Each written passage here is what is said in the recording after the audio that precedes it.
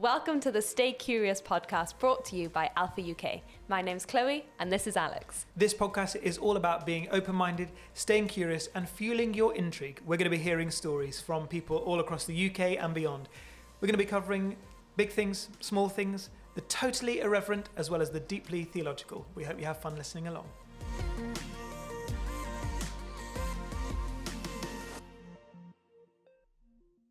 Hello and welcome to this week's episode of the Stay Curious podcast. Thank you so much to everybody who's been listening over the last couple of weeks. We've been having a good time.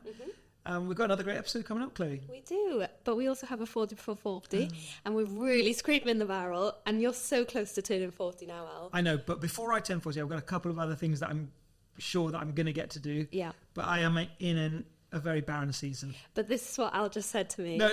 I said, have you done any 40 before 40s? And he said, yes, I went on Pinterest for the first time. Yeah. I don't know if that's a big achievement, Al. No, but I was, and we can discuss this with our guest in a moment to see if he agrees, but I came to work the other day and I was wearing which I wear almost every other day, my black skinny jeans and my normal... Such a millennial. Yeah.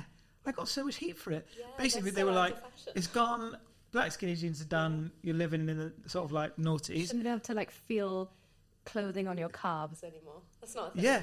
So anyway, a friend of mine sent me, actually a good friend's wife, she's also my friend, but she sent me a Pinterest of the male fashion that I should be wearing. So I bought a couple of pairs of trousers yesterday to like totally upgrade the wardrobe. But yeah, I felt very embarrassed. She called me a boomer. Oh, you're a boomer? No. Oh. No, Chloe. Sorry. She called me a boomer. I think a boomer is pre-1965, isn't it? I don't know. Your skincare routine is so good. You could be anything. Perhaps I am 65. Yeah.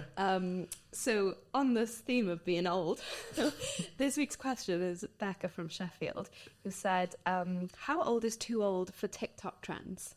25. 24. Yeah, because at the moment, the trend at the moment is, I work for Alpha, of course. I run the Alpha film series. It would be such an ick if you started doing that, Chloe. If you started doing TikTok trends, I would absolutely call you out. Yeah. But I've seen loads of people do it, but it is a bit cringy. Yeah. But some of them are cool, no? Unless maybe you're like so you have to be an under old 30. person, and then like comes back round and you can do whatever you like then. So under 30 or over... 60. Like if your mum did it, I'm a church leader. No, of course, I'd cringe. love that from your mum. No, that'd be no, brilliant. No. That'd be really, really good. Yes, very good. But with that in mind, our guest on the podcast today is Dave Lochhead, and Dave Lochhead is the pioneer, Dave, of Stream Studio.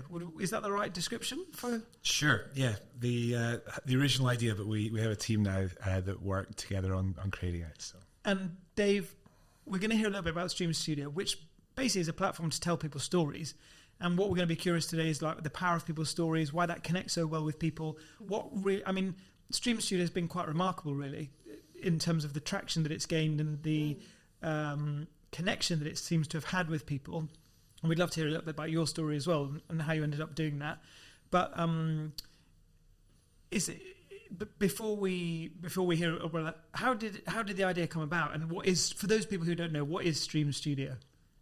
So Stream Studio is an attempt to have something in our lives that can point us back to God in the seasons that we're struggling, ultimately. I think too many of us too often are quite proud about our walk and we don't necessarily admit when we're going through harder days or harder weeks, months, years. And I was telling someone about streams once, and they said, who's it for? I said, it's for Christians who are struggling. And he said, oh, so most of us, most of the time. And I was like, yeah, I think so. Now, I don't love the idea that we're all struggling and that the faith should be filled with joy, but also life is full of ups and downs. And I think we've got to be able to have places to go in the times and seasons where it's difficult. And so I really had seen too many of my friends that had known and really genuinely walked with God and loved God be nowhere in their faith a few years later. And God really broke my heart for them. And I started thinking, like, how could we serve them, or how could we even protect Christians who are at risk, who might be sort of towards the back door of church tomorrow? Is there something that we can create that might reignite our hearts just in those times where we've maybe forgotten, or we've been distant. And I'm leaky. I don't know about you guys, but I find like I've got to kind of keep filling up in order to be able to walk the Christian life that I want to, and be close to the Lord. And so, we wanted to have something that might just be useful in those times. Wow, it's so good. I wouldn't have known that it was for people who were struggling, because when you watch it, they're so uplifting and encouraging, and they kind of do refresh the soul. And what I love about them as well is they're so shareable. I will often have people sending me videos, or I'll send some over, and I just think it's so refreshing. So you're doing a great job. Thanks, Chloe. Well, I think that's our hope, is that it would be shareable. Often they're quite short, and so it's easy to digest. But ultimately, it's storytelling, and so you wouldn't necessarily know exactly sort of why we created it and what it's for. But we've landed on storytelling because we felt like it's just one of the most powerful mediums. If you sort of zoom out and think about stories, I sort of feel like the whole of Hollywood is storytelling. And look at the explosion of content that we get through the Amazons and the Disneys and all sorts of platforms. At its very core, it's telling stories. Maybe even music is some of the best music is telling stories, bedtime stories. And if you go back to Jesus' time, he communicated with stories. He was like the original great storyteller, and the intrigue and the suspense that comes with that, and seeing yourself in that story. And so we didn't choose video or social media or story because we wanted to sort of create a platform. We just felt like these are really powerful, useful tools that we can actually help our audience through those tools. It's amazing. The thing that I think has been also quite remarkable, maybe this is just your character, is that you've been able to make something happen. Lots of people have ideas, but it seems to have been that you had this like original idea to tell people stories and to try and meet that need. But then do you think you also have been involved in other projects where you've brought something to reality? You were involved with originally Finley was a sunglasses company, which is now like it was a entrepreneurial business idea that changed the way that people had sunglasses, they wooden frames, and you managed to bring that into reality. Is that something that's true of your nature? Do you just really good at getting stuff done? Or good question. I don't think so. I think it helps having done something first, because you realize how easy it is to start something and also how hard it is. I know that sounds like a really strange thing to say, but often we can just get things started by doing them, and then there's a whole climb and all sorts to think about when sort of really developing an idea. But I think sometimes it's easier to get started. I'm not sure if you're aware of this, Alex, but we used to meet before, when we were starting the sunglasses brand, we used to meet in your flat every Saturday morning. Wow. Over in southwest London. So one of the founders was renting a place for you guys, and so we used to be in your house. So actually we owe a lot to you for the original. Yeah, I live in this house where everybody I meet has at some point stayed there, or like lived there, or like does find any sunglasses by the sofa. Yeah, totally. Looking for new sponsors, by the way, for the podcast. Yeah, so, yeah. Brought to you by Finley. There we go. He's rocking them. Yeah. So I had this thought around. I once heard someone say that somebody making a change in their life only really comes about when the pain of staying the same is greater than the pain of changing. Mm-hmm. And I think sometimes the most important ideas or things that are within us, if you don't do them, it's bursting out of you, and it's almost like you have to listen to that voice inside that's just saying, no, this is something you've got to go and do. So certainly with starting the entrepreneurial journey, back when I'd been working in London sort of for 5 years, I'd been through 3 rounds of redundancy in sort of corporate world, and I knew that I was wired to try and start something, but until you do it, you never really have the confidence. And then I think with streams, it's easy to think, oh, streams has sort of just come through this last 18 months or so. I probably sat on it for 5 or 6 years. Wow. Before actually having the courage of my convictions to follow through, and also maybe just stage of life, having the space. I felt like it needed my whole head space to do. I didn't want to sort of do it as a small sort of side project, and so for various reasons I was so involved in the eyewear business that I felt I couldn't to do both simultaneously. But certainly I think once you've done something once, it's then slightly easier to go, okay, how would we go about doing something new? Even though it's completely different, it's in the non-profit sector, and it's using video, which I have no clue about. And so it's been a deep learning experience, but definitely I think having Google's our friend. You can search stuff so quickly, but how do you do this? And always folks are so generous with their time and ideas when you ask them, when they've got a bit more experience than you. If you, for people who are listening to the podcast, so many of us have got like this idea that's been bubbling away at the back of our minds for such a long time. How do you figure out if this is a good one or a bad one? And have you had any bad ideas, or have you just had really good ones and they've all worked? Like, no, I've had loads of bad ideas. I wanted to import umbrellas that when you put them in a sort of pot to gather the water, the handle was a fake rose, and so it looked like honestly, my business partner was like, "This is the worst product you've ever seen." So, like, intermixed with good ideas, there's bad ones. As in when it's closed, and then you're putting it into like an umbrella stand, drip. Then it just looks like a fake flower. It was awful. I'm really glad that. No, I see it. You see it like it's like you can imagine. Nice. You can put it in a vase at the end of the day. Didn't work out really. Yeah, I'm glad that's not my life. That would have been a tough Imagine if that's what you would know from us. You'd be like, I'm the umbrella flower man. Rose guy. Yeah. So I have a question. As Christians, we're called to share our faith, which essentially is our story with Jesus. So what's your advice for telling a good story? Great question. Well, there's experience from having chatted with friends, and there's experience from having told a few stories through streams. And I think what we're finding is if you can just be really honest and even vulnerable at times, I don't think folks want to see the polished version always. I think there's a resonance that comes with just leveling. And so even when we're sharing, we might not hype it to be something that we're not experiencing. I think even just explaining what it really is good enough. Like, the gospel is good enough news without us having to embellish.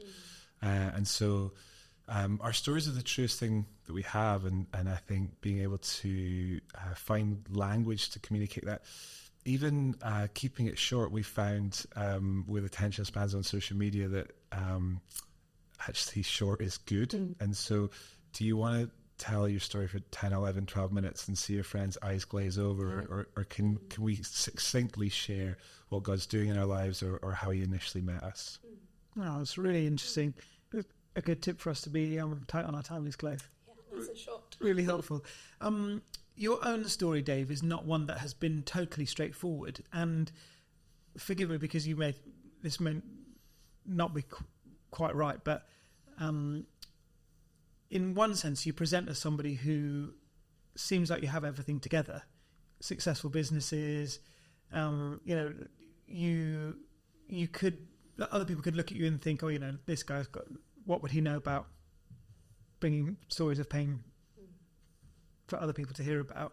But actually, your own story has been characterised by a difficult journey, particularly over the last sort of 8-10 years. How, if you would be helpful for other people to understand what that has been like, and then how has that played out in this desire to help people know that they're not alone when they're facing difficult times? Yeah, great question. So my 20s were really spent building a business, and we had some fantastic experiences, got to travel the world and meet some wonderful people. And out of nowhere at the end of 2019, I received a cancer diagnosis that really shocked me, shocked everyone. I thought I was living a pretty healthy, active life, and suddenly I was in and out of the hospital, and operations, chemo, radio, all sorts. And so during the pandemic, actually, whilst everyone was trying to sort of stay inside and avoid COVID, I was going through some really, really serious treatment.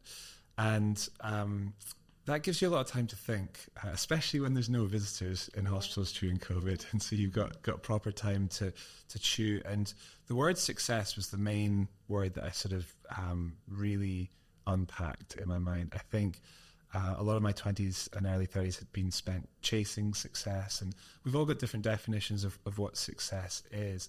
But I think I'd increasingly seen other friends in our 30s, worlds implode somehow. Now, what that might be is different for everyone. It might be that the business didn't work out. It might be that the marriage didn't work out. It might be that the marriage partner didn't come along, or that kids didn't come along. It might be that a parent passed away, or that our own health suffered. And just seeing the disappointment in so many of my friends' worlds, and maybe not always having the theology or the basis to process hurt, pain, difficulty, disappointment in our faith, and still be able to hold on. And so the journey was a pretty steep climb through the illness. Amazingly, I think there was a wall of prayer, genuinely, that I'm so grateful for.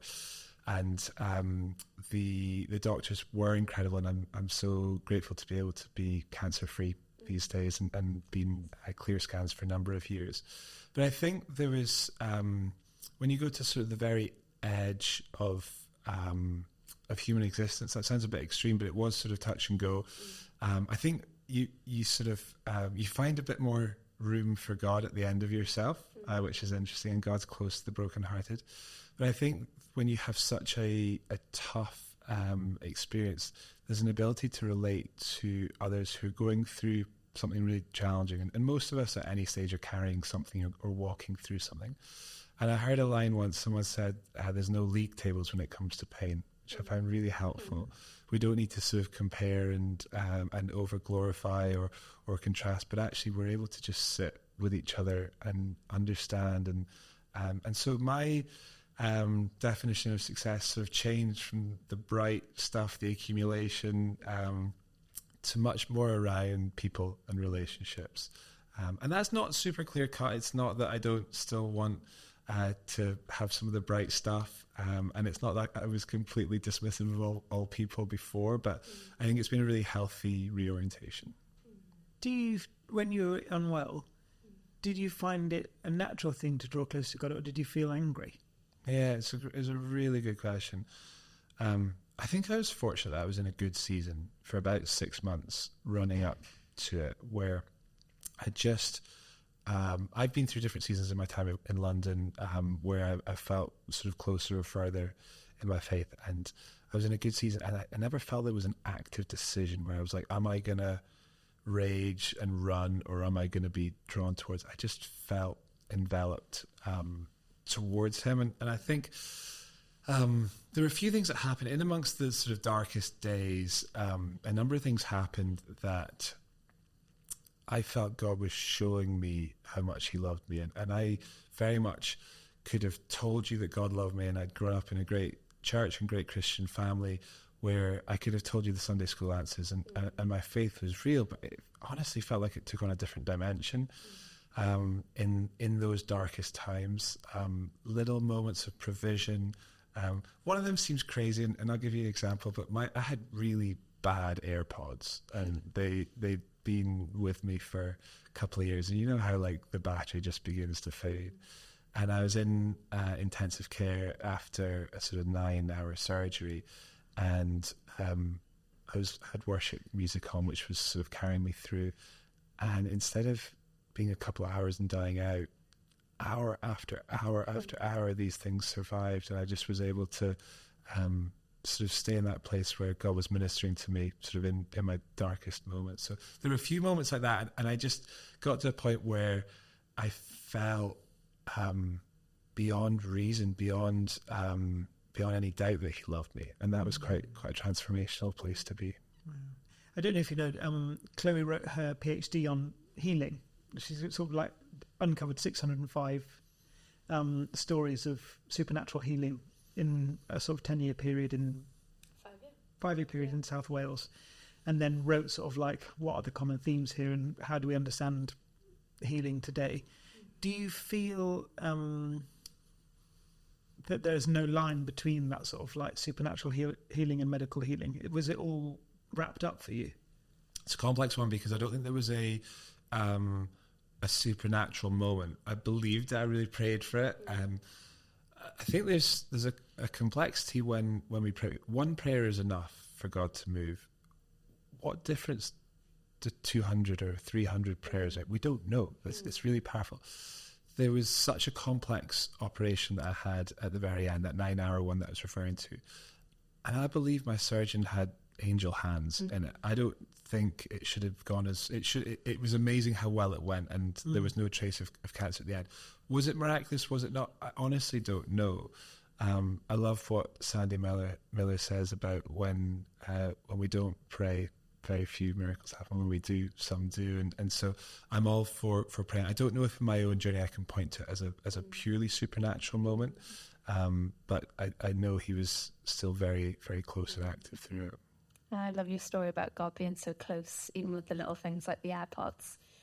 In my research, one of the main things people often spoke about was how God cared about them and their bodies, and 40% of people were healed of huge things, life-threatening diseases, cancers, but 60% of people were healed of what you might consider minor, but still big for the individual. There's one lady's story where she had acne, and she said, I never thought to pray for healing because it's just spots, but it really affected her everyday life, and she's so insecure about it. And one day she prayed, and the next day she woke up and it was totally gone. And you just think, God really cares. And even in your huge story of going through cancer, and that God cared about the AirPods and you listening to worship. And I love those stories. God's so kind, isn't he? Yeah, seriously, it's amazing how in the detail he is. Yeah. I think we sometimes only are bold enough to pray big prayers, and yet actually in his kindness, he's interested in all areas. Yeah. And he seems to use people's pain as an opportunity to draw close. Somebody said to me recently, when we look at the parable of the sower, we sort of are looking at different types of soil. Some soil that's receptive and will grow, and it's the soil that's the different. The seed is the same everywhere. And somebody said, how do you change the soil to make it more receptive? And someone said, pain. Pain is what changes the soil from being hard soil to being soft soil. It's pain. And I don't believe that God brings pain into our lives, but it's interesting that in your own story, your story of pain is one of God drawing near to you, and your stories on Stream Studio of people's pain brings connection, or stories of when God has connected and bring those viewers close to God. And do you think there is just something unique about that, about our vulnerability and our pain, or is it that just that's when we need God the most? Yeah, I think we all struggle with self-sufficiency. I know in sort of several of my years in London, I could just be so busy with work and socially that I could get to the end of the day and just not have even really thought about God, and that could happen several days, and you're like, well, where even is my faith? And so there is something about pain that just makes us stop and makes us contemplate. I think C.S. Lewis says it's God's megaphone to speak to a hurting world. And so, it's not how I would design it. I wish that on the beach or the mountaintop we could learn the lessons, but somehow there's something about the valley that is really profound. It's so helpful hearing a little bit about the your own story there, Dave, but also about the stories of pain that you're showing on streams. Are there other ways and other platforms where you're seeing storytelling working really well, or other places where Christians are telling stories well and being able to use this amazing array of media that we've got to get our own story out there? Yeah, totally. I think there's so many opportunities within the social media world. We all spend far too much time on our phones, right? But I've been wondering recently what percentage of the time that we spend on our phones is looking at redemptive material, something that's actually going to boost us and help us. And I think there's a number of tools out there. Streams is one of many tools, and I think we need loads and loads of new ideas and new tools that can just help us lift our eyes. And so they're even looking at the Chosen, which is a wonderful storytelling, and it's digital. It sort of sits within its app. But finding things that can be shared really easily, that resonate. I think we've got such an opportunity to share things to our whole set of followers, or just one-on-one with friends. And so discerning with different platforms. I love the way UK, they ask loads of questions. And I think Jesus also asked questions as well as telling stories. And so it's finding these different platforms that actually are provocative and are maybe short enough to catch people's attention. I think we could be better at humour as Christians. Yeah. When I'm on my Instagram reels, I tell you what, I found a real Niche. in the algorithm, which is like perfect for me. Got It's your just, sweet spot. I mean, it is real trash, but like it is. I just have like, you know, when people are like, oh, you know, it's not good. It's like, all I do is smile after my scroll on Instagram for like 20 minutes, guaranteed laughs. But I think maybe the Christians could be fun, more fun, There's more an funny. in-between point, isn't there? Because often we hear people say, I really struggle to invite my friends to church or to Alpha. And so there's almost like, but we find it so easy to share reels to each other. Yes. So I wonder if there's like, I guess that's what Streams is doing. It's been something so good, so Shareable. short and shareable, and introduces faith in a really normal way. A lot of the stories that you tell, I share with my friends who wouldn't say they're Christians, because they're not just, this is the gospel, this is Jesus, but it's people's real life stories. So I think it's a great in-between. Dave, thank you so much for being with us. It's so we're really grateful to be able to have heard some of your story. We're massive fans of Stream Studio and being able to hear other people's stories through all the work that you've done. Before you go, I'm trying to... is too old for a TikTok. How old is too old for a TikTok trend? What I was going to say is, firstly, I'm trying to do 40 things before I turn 40. Yeah. When do you turn 40? How long? I've got a Few years, year and a couple of months. Okay, so not I would far. like to Taking invite you to notes. take part, and then you can come back You in can a finish off year and the 2 rest months. of Come that. back. 40 things that I've not done before, or are challenges, or something different. I've done various things, but could you help us? We're really scraping the barrel now of ideas of things, and I've only got 7 weeks left to go. Okay, so an idea for one of the 40. Yes, an idea, man. This might be a struggle in the next seven weeks. One of mine would be to see the Northern Lights. Oh, okay, another holiday clue. Some of them have Apparent- been well, that's holidays. true. Apparently, there's something in this year or the next couple of years that makes it like Better. the best chance to see it. So it's good timing, and you don't have to go to Iceland. My hometown is Aberdeen, and we have a song, "The Northern Lights of Old Aberdeen." So maybe it's just a trip to Scotland. Producer Laura's losing her mind, also from Scotland. So excited about us having a Scottish guest. Aberdeen, you could see the Northern Lights. Yeah. Maybe I am going to Scotland You are. in There we are, you have to add it on. in June. Okay, Northern Lights, put it on the list. Yeah. Most of them have been opportunities for me to Alice have is actually holidays. doing 40 holidays before he turns 40. Why not? You know what? Nothing wrong with that. I went to- 40 before 40. I went to Glasgow last week, and while I was there, I had an iron brew for the first time and haggis. No deep fried Mars bar. No, You just need to go back. couldn't find a deep fried Mars. We Maybe were when in you go to Glasgow, see which the was a Northern surprise. Lights, you'll have a Okay. deep fried Mars bar. There we go. Thank you, Dave. Thank you so much for doing Thanks this. for having me. Well, if you have any 40 before 40s for Al, or if you're curious about anything that we can be curious on your behalf, you can DM us on our socials, Run Alpha, or you can email us uk@alpha.org. Thanks so much for listening, and catch you next time.